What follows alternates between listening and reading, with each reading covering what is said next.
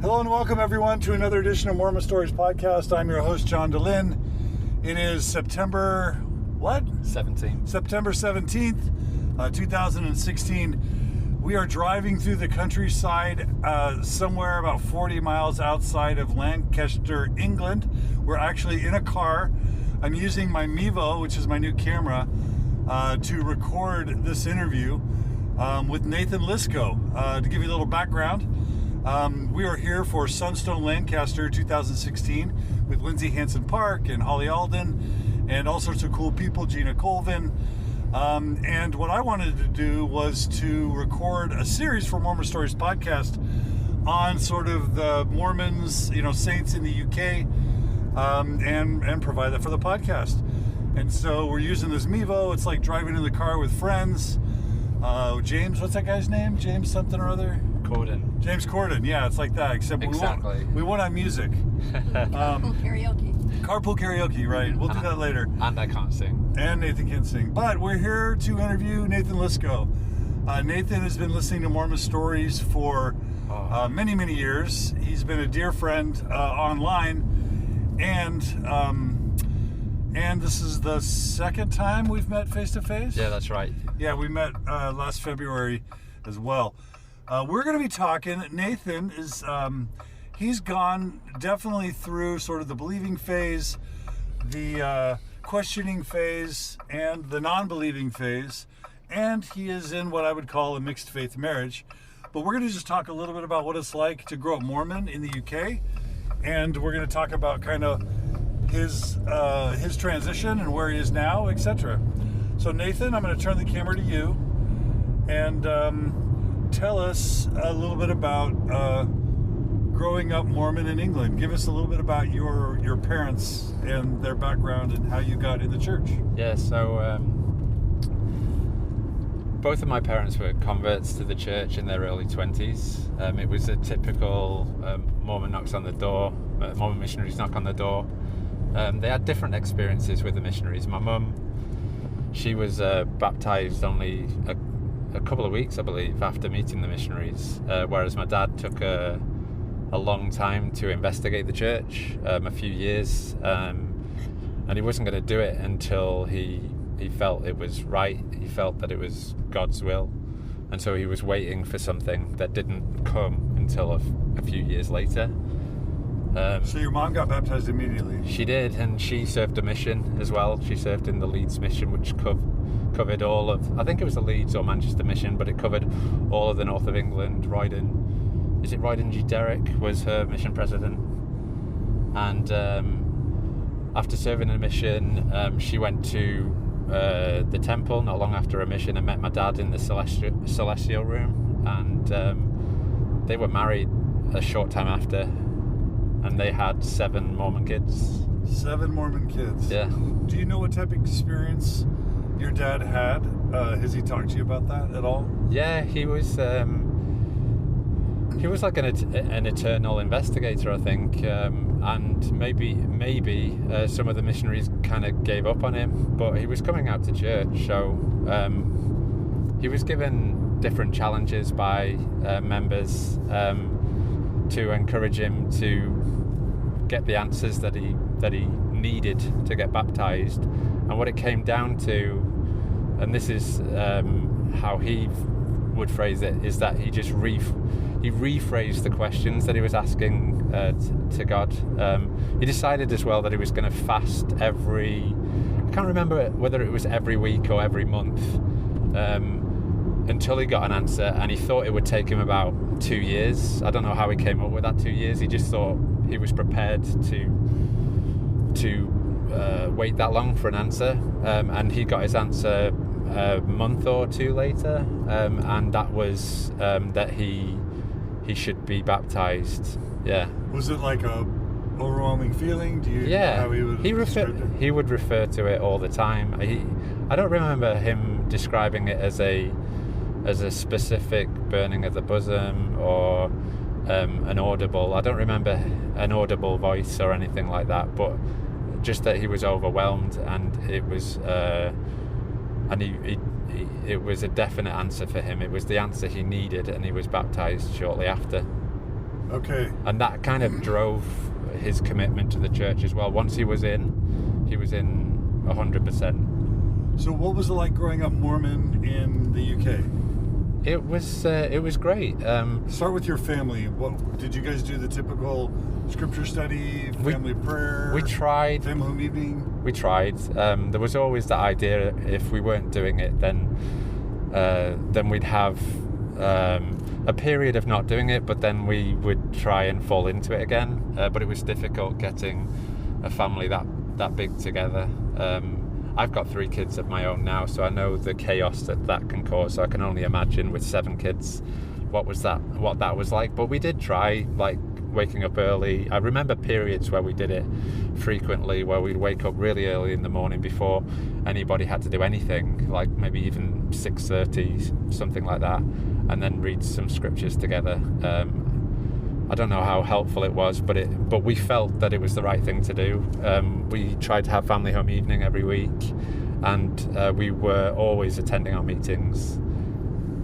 And sort of what, if you have to remember about the way the Mormon Church had an imprint on your life and your family growing up, what were the ways that it had its strongest imprint or influence? What are the deepest Mormon memories you have as a family?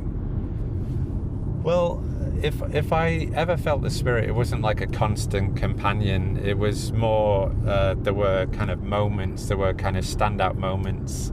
I haven't had a lot of experiences where I've said a prayer and had an immediate response, but I have had moments where I felt overcome, overwhelmed, and we were encouraged to seek those. Those were,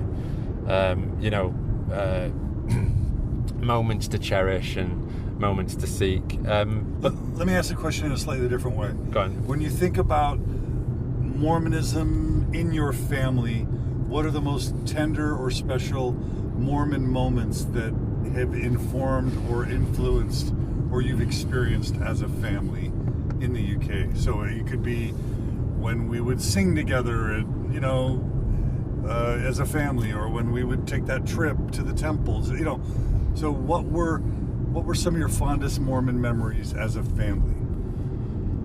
I think maybe just doing family home evening together.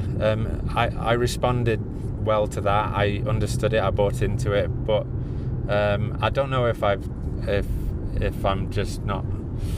If I don't have the answers that you're looking for, but there was no. For me, life's peaks didn't have to be that high. I just loved the security of it. It gave life meaning. It answered a lot of questions, a lot more than I ever had, in fact, as a child. I didn't have. I do wonder if I hadn't been born Mormon, whether I'd have even had these questions, but it seemed to be this kind of security blanket. Life had a purpose, and there was a lot of focus on family, specifically to do with, I don't know if there are any standout experiences related to the fact that I was a Mormon in the UK, because they really did a good job at church of it feeling not like an American church. It felt like it was the truth. It felt like we were tapping into the source, so it didn't feel like we were just an appendage to an American church. Beautiful. That was exactly the answer I was looking for. So what was that experience at church like? In the United States, we've got primary, we've got Sunday school, we've got sacrament meeting, pass around the tray with the little cups and you drink the water. Like, how would you describe your traditional experience, and maybe where you think it might have varied from what you understand to be a U.S. experience? Or was it exactly identical? I think the meetings themselves have a similar structure. I think the narrative might be slightly different in that we do talk a lot about the pioneers, of course, as well, but we also recognise that the church has quite a strong history rooted in the UK. A lot of the right from in Joseph Smith's time, he was sending missionaries over to the UK, and we've got stories that we can feel connected to, even though those individuals may have migrated to America. We do reflect upon periods in history where the church was really strong in the UK, so we can we own those. We feel like were there some sort of UK Mormon stories that were really important parts of your folklore or your oral tradition that maybe weren't part of ours? Are there like British heroes in the Mormon history story that were oft discussed or repeated here in your experience? I don't know. Like, there probably was, but no, I can't think of any, because even in those early church history, a lot of it was still, I guess, from the perspective of the missionaries coming in and the successes that they had, but we just felt sorry. We're driving, so he has to turn. He has to look before he turns in. Yeah, that's it. Into the roundabout. Yeah, I'm trying to think. I'll probably kick myself when I kind of, after the interview, think of people, but I can't think of any kind of standout figures within the UK. Thinking about it, actually, a lot of the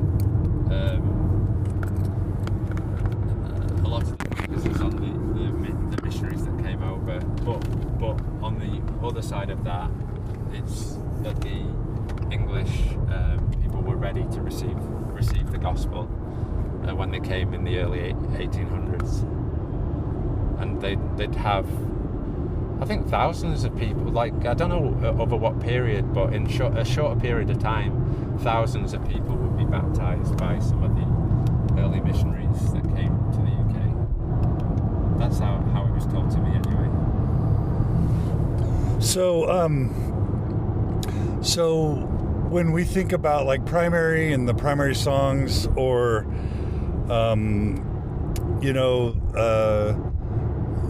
young men's, young women's, and war dances, stake dances, temple trips, all those things that so many of us experienced in the U.S. What were some of the fondest church memories you have?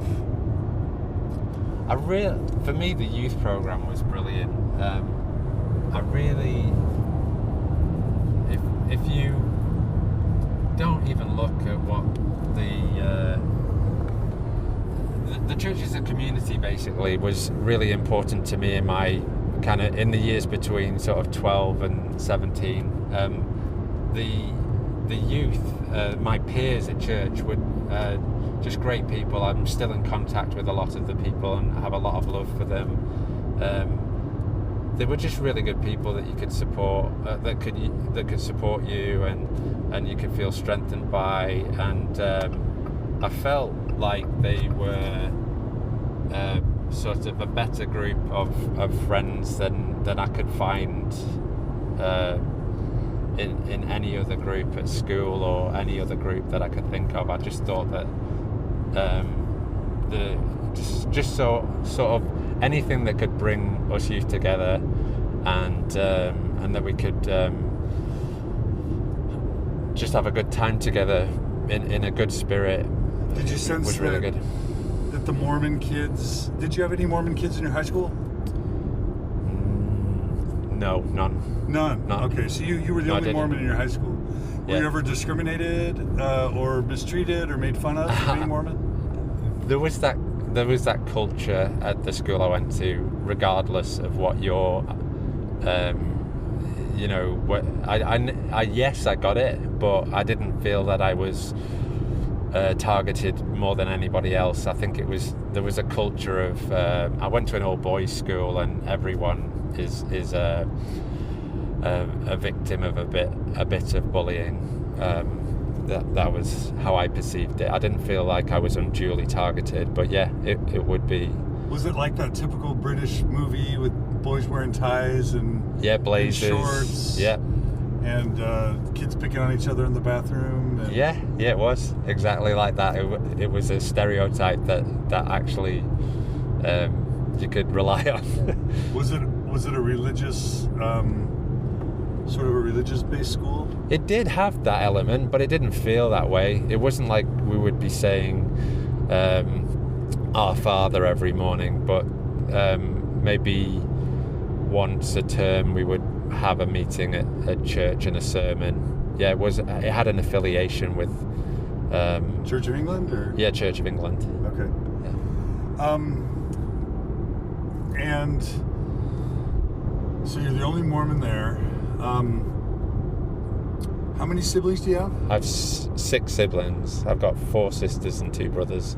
That's a big family in the UK, right? It is, yeah. And were your parents influenced by Mormonism to have that size of a family?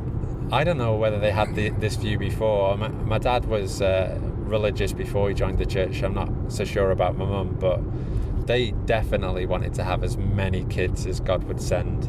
Yeah.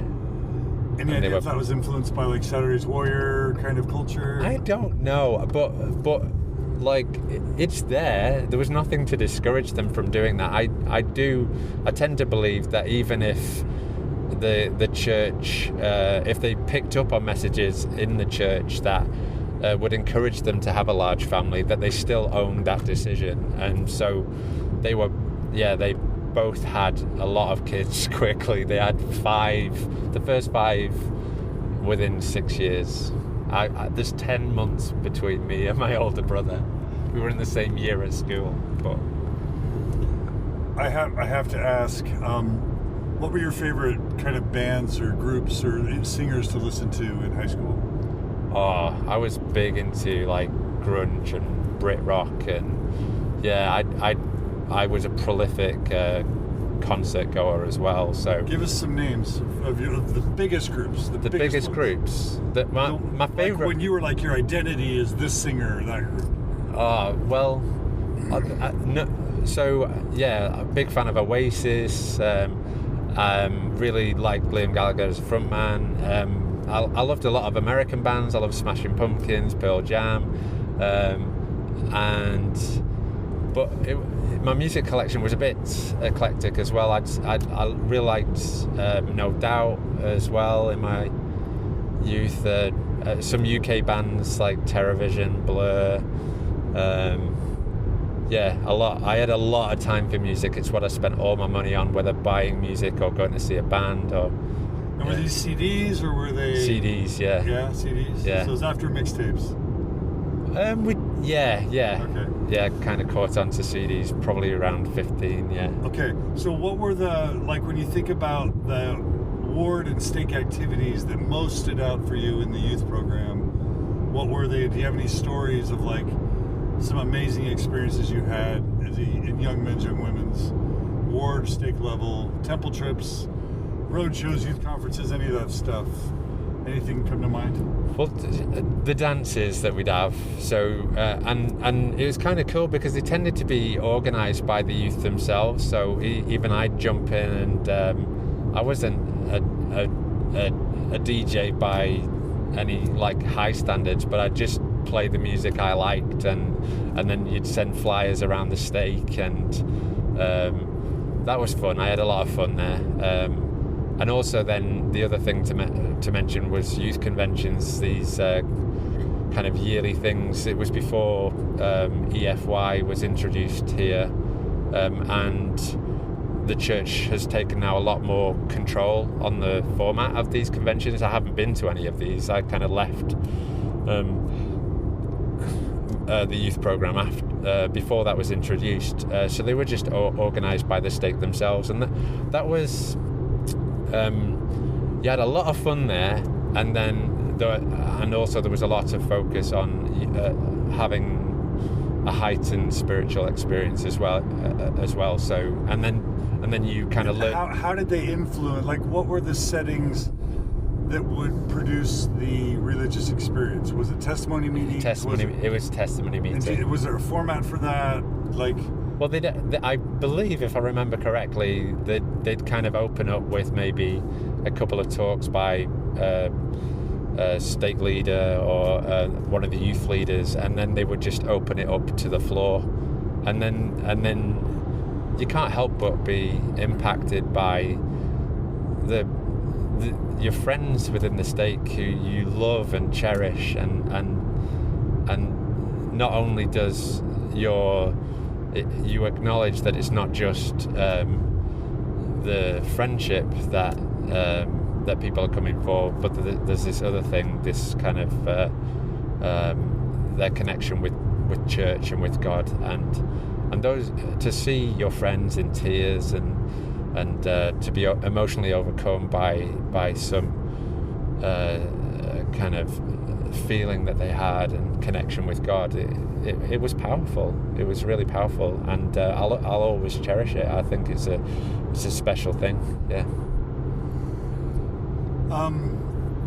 Did you go to seminary? Did they have seminary here? I did. I only went to early morning 1 year, like half a year actually, and but it was just a weekly thing that they kind of bolted onto the weekly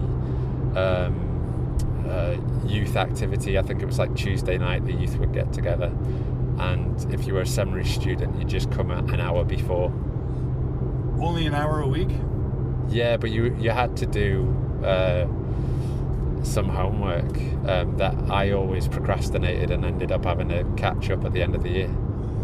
So it's not quite the level of indoctrination that LDS youth in the United States would have. They've shifted to that. I think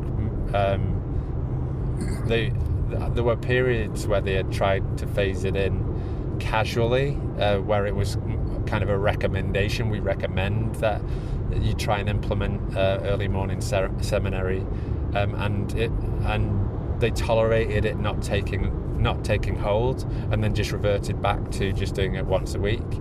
But then it's definitely now, I don't know of any stakes that are running the same program now. It's all early morning now. Okay. Yeah. Do you remember? I had it easy. Yeah. Oh yeah. Do you remember any teachings from the scriptures or stories or heroes that you really personally connected with?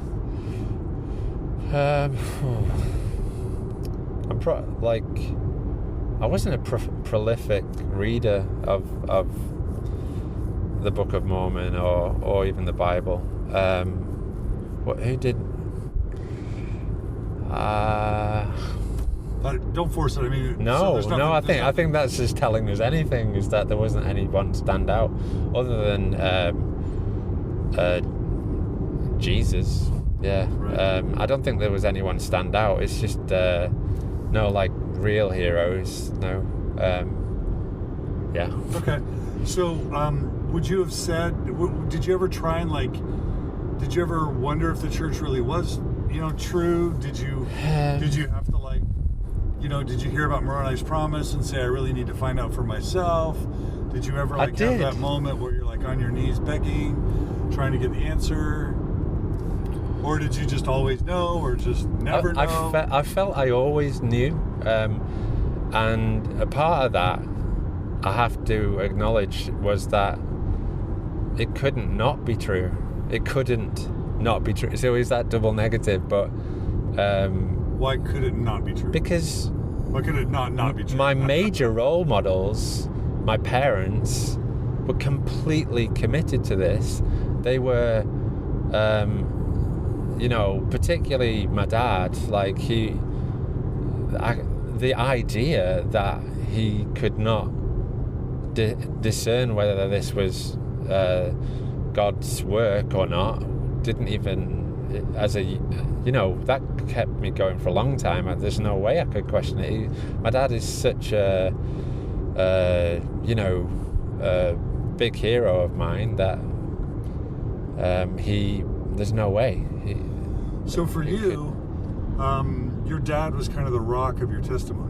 Yeah, and it wasn't untested as well. He'd have all of the answers. Sure, my questions were limited. I'm not saying that I went with complex, deep doctrine questions that, giving him real puzzlers, but he just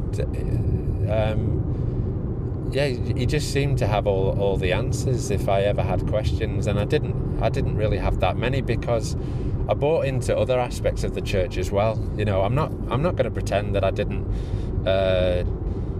have any spiritual experiences, sure, but I don't remember being on my knees and saying a prayer, is the Book of Mormon true, and having a definite answer. I may have felt that it was true, but it was more an overriding feeling than having a single moment that's my reference point.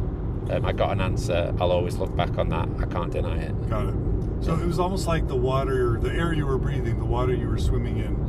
You were raised Mormon, your dad knew it, the church was true, and there wasn't really a reason to doubt it. Yeah, and I think even at that, I was okay with having the worldview that everyone else didn't have the truth. I was fine with that. That worked. Yeah, that was. What'd you like about that? Oh, I don't know. Like, I don't like it now. It made you feel better than everybody, right? Maybe I needed that. I don't know. But it certainly made my life it appeared to make my life simpler. I can get my head around that. It's not that I was going out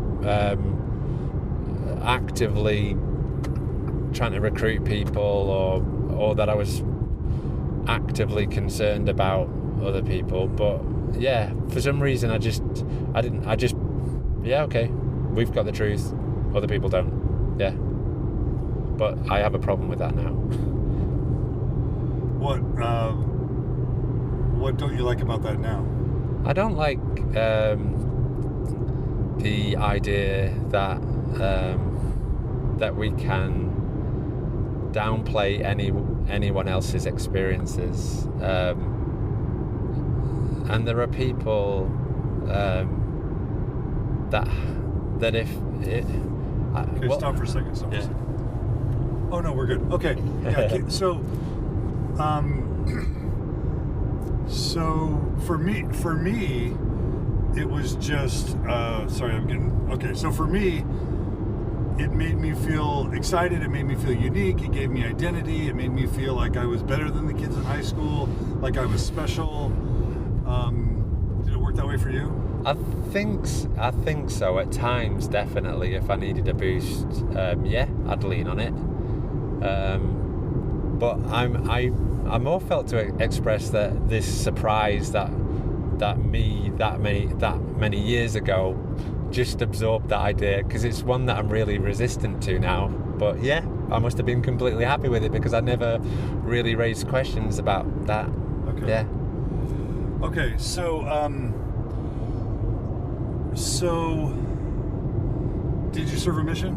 I did, yeah. Where'd you serve? I served in the south of France. It changed names. It was originally the Marseille mission, and then it changed boundaries, so it became the Toulouse mission and went right from the west coast, midway up to Bordeaux, over to the Italian border. Any amazing kind of profound, life-changing experiences on the mission, or was it just sort of a normal mission? That was the first time that I really felt that scripture study was a really meaningful experience, and I attribute that to the fact that was my I was studying to prepare myself for the experiences that I'd have that day. I needed to present the gospel to complete strangers or to people who were investigating the church, and I felt that I could arm myself with the answers and become spiritually prepared, and so yeah, I had a lot. I would say it's the only time in my life where I've really felt that scripture study, and even like it's the first time I really absorbed general conferences as well, and I was like a student trying to, okay, I need all this stuff, come on, I couldn't get enough of it. So it's the first time that I really bought into throwing myself into the scriptures, and I wasn't really. I'd say, every time I finished the Book of Mormon on my mission, I would ask the question, is, the Moroni's promise? And I didn't feel that I wasn't getting an answer, but I didn't have any sort of profound, I could reference point experiences, but I would feel this sort of constant, persistent, just high, and particularly when I was reading the Book of Mormon with the New Testament as well, I thought that was a really good.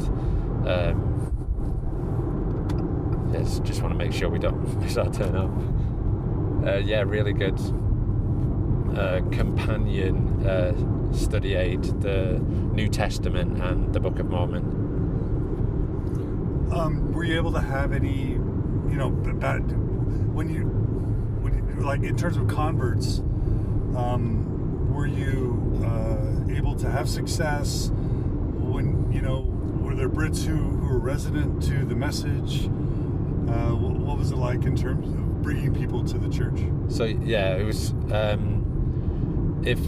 if converts was the measure of success for my mission, I was a complete failure, and I don't view it that I was. And it was a mission that we didn't teach much, but we were always active. We weren't lazy missionaries. And I know that it would get some missionaries down, the fact that they would put all the effort in, and if baptisms were the measure of success and of validating their efforts, then they were going to be sorely disappointed. Okay. Yeah. So the average missionary would baptize how many people? Oh, low. It's like less. You could count it on one hand. Like really, in the period that I think I heard it kind of picked up a bit after. So we were preparing the field, maybe. But yeah, you could. For most missionaries, while I served, you could count on one hand, and I only had. And then if you wanted to, I need to make this clear. I didn't put. For me, that wasn't a validating experience, so I don't want to sound like it was a disappointment for me. For me, I put value on other things.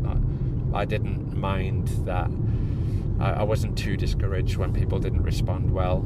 For me, just having the opportunity to be amongst this people, I have immense love for the French people. I still stay in contact with a lot of the members I served amongst, and for me it was a dear time, and the mission was like mostly a positive experience. But bear your testimony in French. All right. Well, what you would have said. Well, at that time we were encouraged to memorize the discussions. Did you have to do that on your mission? Say them verbatim, like, because that was the Lord's approved way of presenting the discussions. No. Yeah, we had to do it. I'm not sure if it was just to encourage us to learn the language as well. It's like they didn't trust us to speak French properly, so we had to rely upon just saying it. So I do remember the first kind of paragraph of the first discussion, because I said that a lot. In fact, we were encouraged to just go into that for a period of my mission. Don't delay teaching them the discussion, just go right into it. Just say hello and start teaching them the first discussion. So I'd say bonjour, je suis missionnaire de l'Église de Jésus-Christ des Saints des Derniers Jours. Quand la plupart des gens nous croyons en Dieu, nous savons que Dieu vit. I'm going to stop there. Now break into testimony. You're bearing your testimony. What do you say? Okay. I know God lives. It's got to be the same thing that we all. Je sais que Dieu vit. Je sais que le Christ est mon sauveur. je sais que Joseph Smith a vu le Père et Jésus-Christ, et il a établi son Église dans ces derniers jours. Beautiful. Yeah. And what was the typical French response to the plan of salvation, to the Joseph Smith story? Like when people were actually listening to you and then like thinking about golden plates and Joseph Smith and, you know, this prophet over in America, and you're talking to someone who's intelligent, what would they say?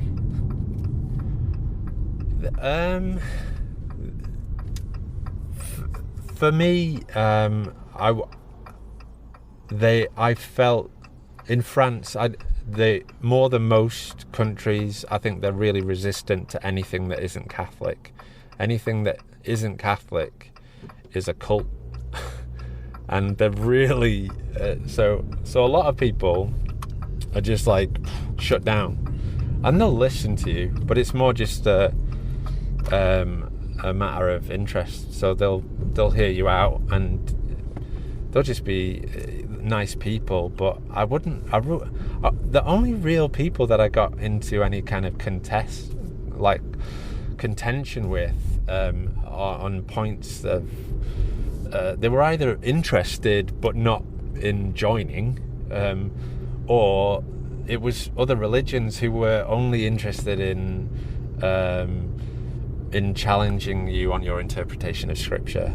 And so that you could project that onto any culture. So yeah.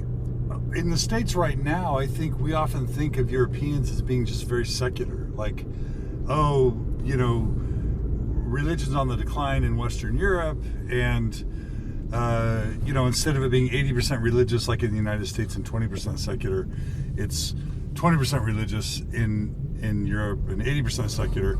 And so I would imagine sort of these intellectual, science-minded people saying, you know, you're trying to tell me that God spoke to this yokel boy and gave him gold plates, but that's not how you've experienced the French people, at least. No, because I think the people that you get to that point with tended to be people who identified as religious.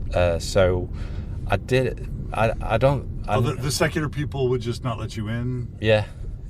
So I didn't really have a lot of experiences like that, but I had a lot of quick rejection, like no. Okay. So the quick rejections would have been people that God and Jesus just weren't interesting to them. Yeah. It's the ones maybe who were open to God and Jesus, but maybe their particular branch or flavor, well, they were just devoted to Catholicism, basically. Yeah, and anything other than Catholicism, they were really skeptical of. And even people who weren't regular churchgoers, you'd get a lot of people who would identify as Catholic and be receptive to Catholicism, even if they weren't attending church. Okay, so any really important, I want to kind of just jump to your marriage really quick. Any other super important moments on your mission that were sort of life-changing or really, really important for what happened to you later in the church? Or do we pretty much give a good sense for it? Yeah, I think that's fine. There are moments I can think of, but I don't know what it would add. Okay. Yeah, I want to just say that the mission experience for me personally was really a positive experience. I had some challenges with companions, but now I can frame it as it's kind of a strange setting to be with anybody, and not everyone was having a good time on their mission, and so the companions that I may have had challenges with on my mission, I always kind of framed it as in, you know what, out of this setting we'd probably be really good friends, but it can be a really tough ride for some people, and I want to say to any of my companions that might listen to this that I've got a lot of love for everyone I served with, and if we're not in contact, I'd love to be in contact with any of them. Yeah. Beautiful. So you get home, and how did you meet your wife, and how long did it take for you to get married? one thing I could refer to on my mission was this kind of idea of really throwing myself into study was one that I was like, wow, I love studying. I was like, really, like, not just the scriptures, but I love studying. I love this designating a period of my life to study. So I made the decision on my mission to go to university, and I applied because it wasn't clear to me before my mission that I would even go. I'd already made my career choice, which was to become a web developer, and I was quite an early adopter of the internet and web programming, and so there weren't a lot of courses out there anyway. But I decided I wanted to study something, even if it was something general or mildly related. But I decided on a course in computing. Yeah. Okay. So you go to university. Yeah. And that's where you meet your wife? I met her. She was studying in she studied in the same university that I studied in, but just a few years after I started. I think my last year might have overlapped with her first year, but I didn't meet her while I was at uni. How'd you meet her? I met her at institute. Yeah. Around the uni? Yeah, like it was her local institute while she was at uni, and then it was mine because I lived in that area. I studied at my local university. Okay. Yeah. And so you met her there, and how long between the time you met and actually... We met in February, I remember, because we struck up a really good friendship. She and we were hanging out and stuff. It was at that stage, like, quickly a very cool, just a fun relationship, but there was no idea. It's funny because we did get married quite quickly, but in the early days I wasn't even in the frame of mind. I wasn't like looking for a relationship or anything. She had a date with someone else on Valentine's Day that had come up, and so I remember it was just before Valentine's Day that I met her, and we were married on the 16th of December of the same year. Yeah, I met my wife in February, and we were married in December as well. All right. Yeah. Okay, what year was that about? It was 2006. Okay, 2006. So coming up to 10 years. And what temple? In the Preston. No. It was because we got married in Norwich. It was the London Temple. London Temple. Yeah. Okay, and was the church the fundamental sort of bonding force for your marriage? Yeah, I think if it wasn't for the church, I wouldn't have been. I don't think we'd have got married so soon. Yeah, in the church, there's a lot of focus on you dating to a particular end. You know, it's not, and that was enforced by my parents as well. You know, the idea that you're out to find the one. It wasn't just about having a good time. Yeah. So the church did, for definite, inform that. Yeah. And between you and your wife, it's like we're gonna be committed to the church, and we're gonna do all the right things. Oh yeah. I mean, I would say that in all this time, even if I didn't doubt the church, I felt that there was another level that I hadn't reached for sure.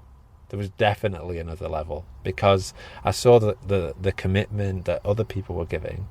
And still things were hard work for me. So, yeah, I was studying my scriptures on my mission, but even when that was happening, I didn't feel I'd hit that higher level because it was still out of the context of the mission. It was hard work. It was hard to be motivated to do it. So I thought, well, surely there's some experience that I haven't had yet that could, some kind of...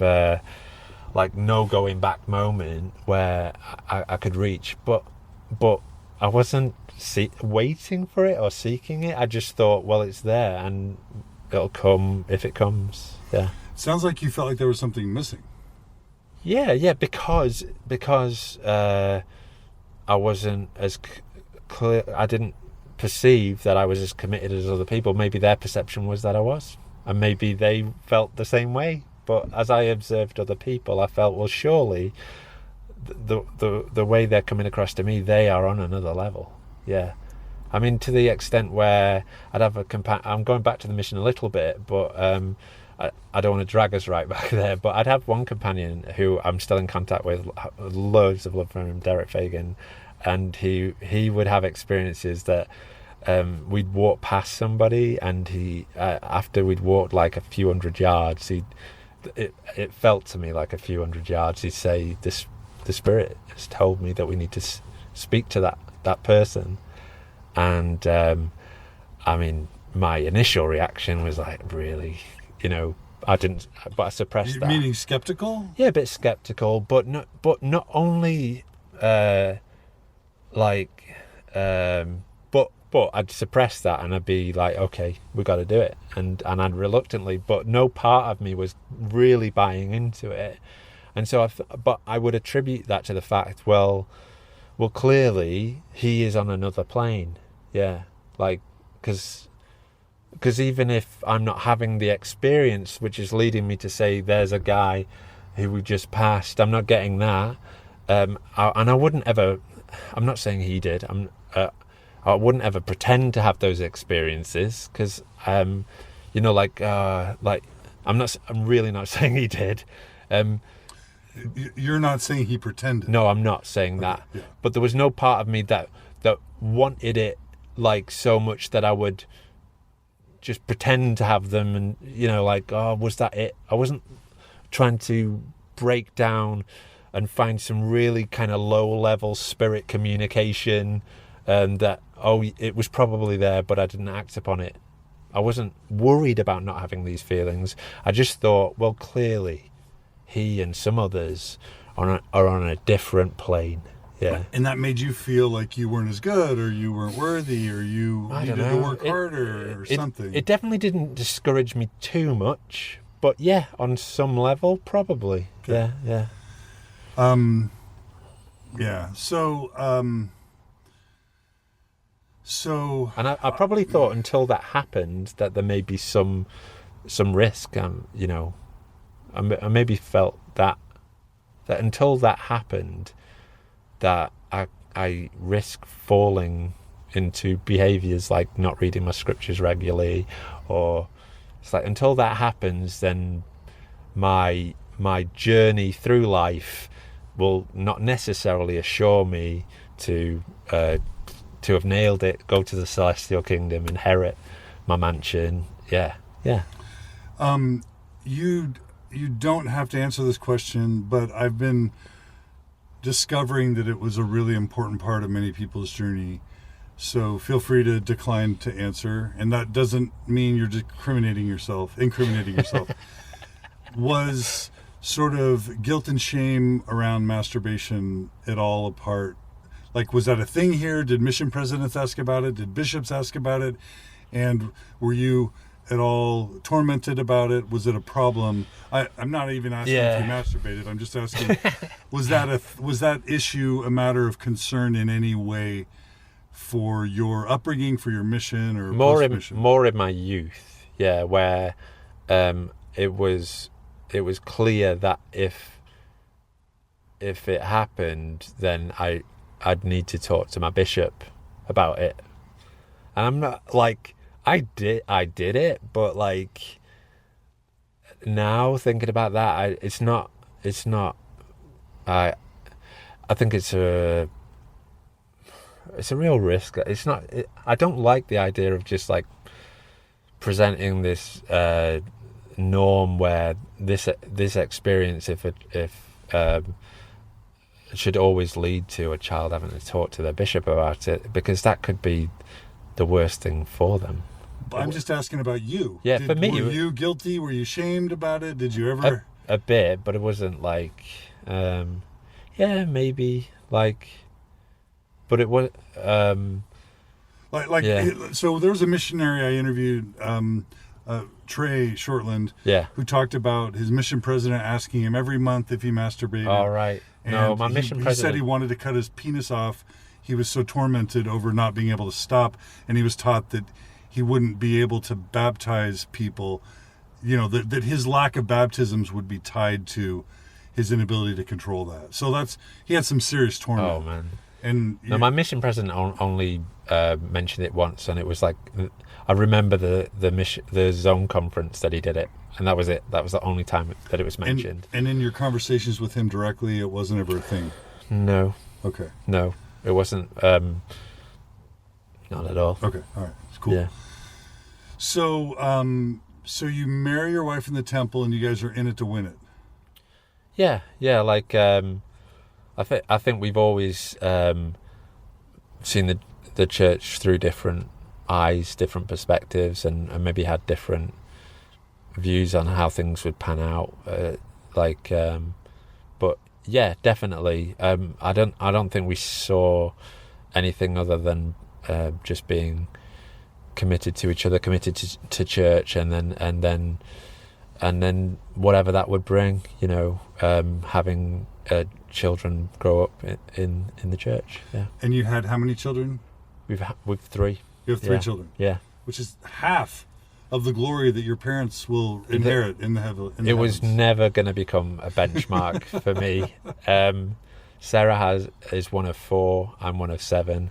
3 is a lot of chaos already, and I often think about my parents having 5 under the age of 6, and me only having 3, and the chaos that can bring, and I'm just like, what? Okay. But maybe there's a kind of plateau for chaos that they reached, and it can't go beyond that. And yeah. All right, so this has been episode 1 of my interview with Nathan Lisgo. It's been really fun. It's the first time we've done an interview driving in a car with the Mevo. If you've noticed, I've been looking at the little monitor here and switching the scenes back and forth, and we've been trying to get the sound right, and I hope listeners have found it interesting or worthwhile, or at least not too annoying or distracting, those of you who watched on YouTube. I hope for those of you who are just listening that the audio was okay. But what we're going to do now, we're going to get out of the car and go get inside of Sunstone. And what we're going to do is then start part 2 of my interview with Nathan, where we're going to talk about how he started having doubts and questions about his faith, how he experienced that as a Mormon in the UK, what helped and what didn't help, how that's influenced his marriage, his kids, his family, and where he is now with the church. So that's going to be part 2 of our interview. Yeah, and I didn't kill John Dehlin. None of us died. None of us died. Holly, are you still there? I'm still alive and well. Are you still alive, Holly? I'm alive and well. All right. Nice driving. Concentrating on so many things. So thanks for joining us on this part 1 of my interview with Nathan Lisgo. Go up and give comments up on mormonstories.org. And join us again soon for part 2 with Nathan Lisgo. Thanks, Nathan. Thanks.